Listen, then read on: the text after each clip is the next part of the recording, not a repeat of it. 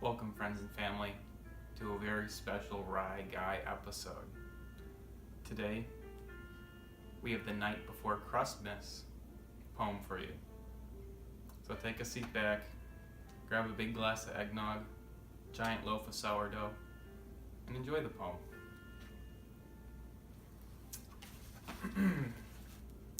'Twas the night before Crustmas, when all through the bakery, all the loaves were a-rising, their taste so savory.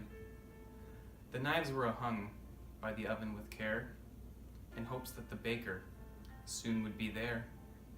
The children were nestled, all snug in their beds, while visions of sourdough danced in their heads. And Mom in her kerchief, and I in my cap, had just settled our stomachs after a long winter's snack.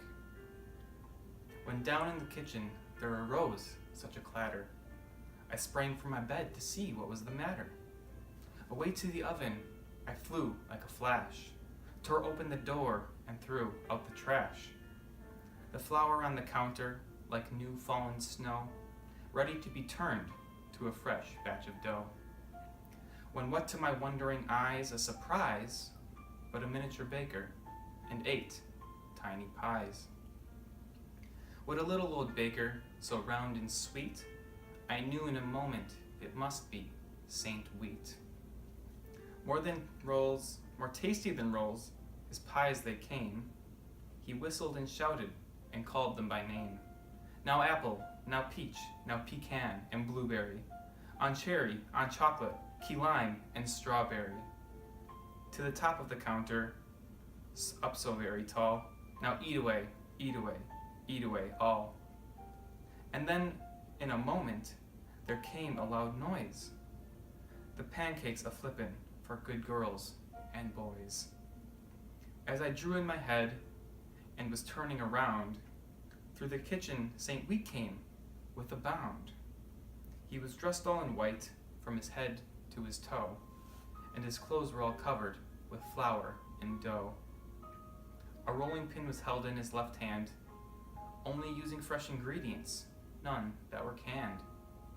His knives how they shined for slicing up bread, he kneaded and kneaded, his face turning red.